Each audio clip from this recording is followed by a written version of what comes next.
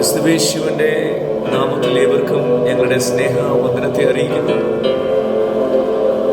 70 ദിവസത്തെ പ്രാർത്ഥനയുടെ 19ാം ദിനത്തിലേക്ക് കടന്നു വരുവാൻ സർവശക്തനായിരിക്കുന്ന ദൈവം നാം ഓരോരുത്തരും സഹായിച്ചതോർത്ത് നമുക്ക് ദൈവത്തിന് സ്തോത്രം ചെയ്യാം.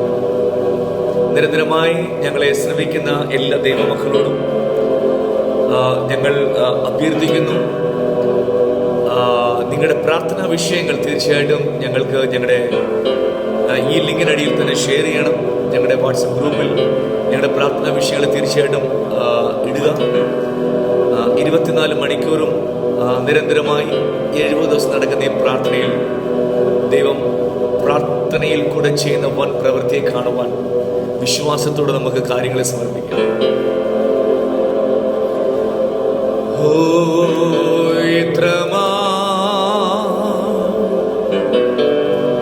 സ്നേഹത്തെ എത്ര നാൾ തള്ളി ഞാൻ ഈ മഹാപാപത്തെ,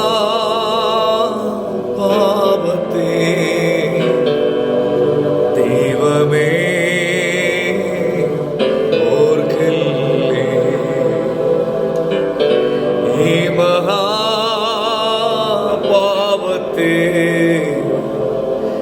ദൈവമേ ഓർക്കല്ലേ. മുന്നോട്ട് പാടി ആരാധിക്കണമെന്ന് വളരെ ആഗ്രഹമുണ്ടെങ്കിലും സമയത്തിന്റെ പരിമിതികൾക്കുള്ളിൽ നിന്നുകൊണ്ട് നിങ്ങളോട് ചെറിയ സന്ദേശം ഇന്ന് പകൽക്കാലം അറിയിക്കാൻ ആഗ്രഹിക്കുകയാണ്. പ്രിയ ദൈവജനമേ, ഇന്ന് പകൽക്കാലം നമ്മുടെ പ്രാർത്ഥനയിൽ വിശ്വാസം വർദ്ധിക്കേണ്ട ദൈവം നൽകി തന്നിരിക്കുന്ന ഒരു ആത്മീയ സന്ദേശം. ലൂക്കോസിന്റെ സുവിശേഷം 9-ാം അധ്യായം 1-ാം വാക്യത്തിൽ യേശു ക്രിസ്തു തന്റെ ശിഷ്യന്മാർക്ക് കൈമാറിയ 2 കാര്യങ്ങൾ. ഒന്ന്, അധികാരവും ശക്തിയും. എന്തിനു വേണ്ടിയാണ് ദൈവം നമുക്ക് ഈ അധികാരവും ശക്തിയും തന്നിരിക്കുന്നത്?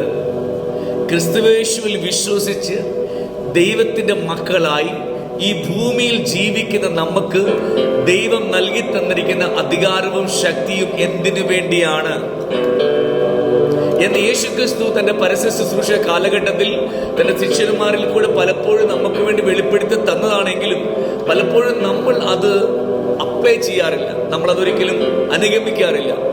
പുറപ്പാട് പുസ്തകം 4-ാം അധ്യായത്തിൽ മോശ പല പരിഭവങ്ങൾ ദൈവത്തോട് തന്റെ ശുശ്രൂഷയെ കുറിച്ച് പറയുമ്പോൾ യഹോവയെ ദൈവം തന്റെ ദാസനോട് ചോദിക്കുകയാണ്, നിന്റെ കൈകൾ എന്താണ്? മോശ പറഞ്ഞു, ഒരു വടി.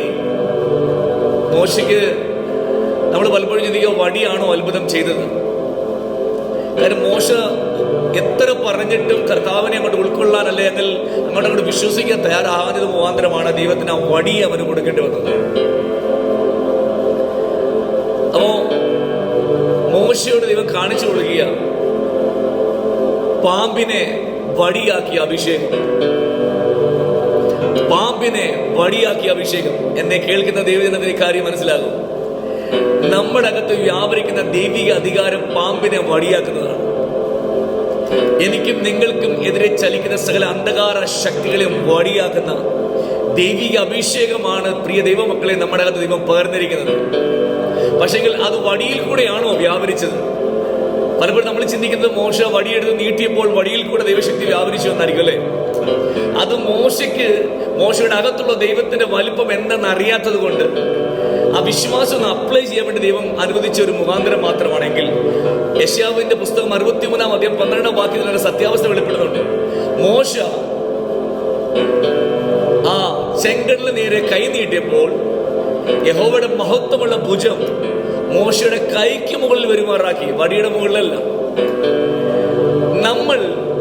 നമ്മൾ എന്തുമാത്രം ദൈവശക്തി പ്രാപിച്ചവരാണ്, നമ്മൾക്ക് എത്രമാത്രം അധികാരമുണ്ട്, നമുക്ക് എന്ത് ചെയ്യാൻ കഴിയുമെന്നുള്ള ധാരണയും ബോധ്യവും നമുക്കില്ലാത്തത് പ്രാർത്ഥനയില്ലായ്മയും വചനത്തെക്കുറിച്ചുള്ള ശരിക്കുള്ള ധാരണയില്ലായ്മയാണ്.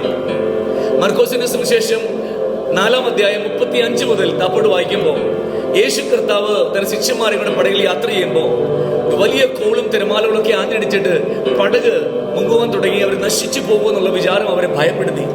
അവർ യേശുവിനെ തട്ടിയോട്, കർത്താവേ, ഞങ്ങൾ നശിച്ചു പോകുന്നതിൽ നിനക്ക് വിചാരമില്ലയോ എന്ന് ചോദിച്ചു. യേശു എഴുന്നേറ്റ് പ്രാർത്ഥിച്ച് ഉപവസിച്ച് കാര്യങ്ങൾ തീരുമാനിച്ചില്ല. പക്ഷെ യേശു എന്ത് ചെയ്തു? യേശു എഴുന്നേറ്റ് കാറ്റിനെയും കടലിലും ശ്വാസിച്ചു. അവരുടെ അവിശ്വാസത്തെ ശ്വാസിച്ചു, അവരുടെ ഭയത്തെ ശ്വാസിച്ചു. നമ്മൾ ചെയ്യുന്ന കാര്യം, നമ്മുടെ അധികാരവും ശക്തിയും നമ്മൾ ഒരിക്കലും ഉപയോഗിക്കാറില്ല. നമ്മൾ പ്രതികൂലങ്ങളുടെ നടുവിൽ പ്രാർത്ഥിക്കുന്നവരാണ്. പ്രതികൂലങ്ങളുടെ നടുവിലോ പ്രതിസന്ധിയുടെ മുന്നിലോ അല്ല നാം പ്രാർത്ഥിക്കേണ്ടത്. അവിടെ നാം കൽപ്പിക്കുന്നവരായി തീരണം. ആ അധികാരമാണ് എന്നിലും നിങ്ങളിൽ വ്യാപരിക്കുന്നത്. എന്നാൽ പ്രാർത്ഥന എന്തിനു വേണ്ടിയാ? പ്രാർത്ഥന ഈ അധികാരവും ശക്തി നമ്മൾ വീണ്ടും വർദ്ധിപ്പിക്കേണ്ടതിന്, ദൈവത്തോട് ചേർന്ന് വീണ്ടും ശക്തി പ്രാപിച്ച് നമ്മുടെ വിഷയങ്ങളെ നേരിടുവാൻ നമുക്ക് പ്രാർത്ഥന ആവശ്യമാണ്. പകൽക്കാലം നിങ്ങൾ രോഗിയാണോ? നിങ്ങൾ പ്രതികൂലത്തിന്റെ നടുവിലാണോ? വർഷങ്ങൾ കൊണ്ട് അനുഭവിക്കുവാണോ? ക്രിസ്തു നിങ്ങളുടെ അകത്തുണ്ടെങ്കിൽ പാമ്പിനെ വടിയാക്കുന്ന അഭിഷേകം നിങ്ങളുടെ അകത്ത് വ്യാപരിക്കുക. എന്റെ പകൽക്കാലം കൽപ്പിച്ചു നോക്ക്, സ്വർഗം നിങ്ങൾക്ക് വേണ്ടി, എനിക്ക് വേണ്ടി അത്ഭുതം ചെയ്യും.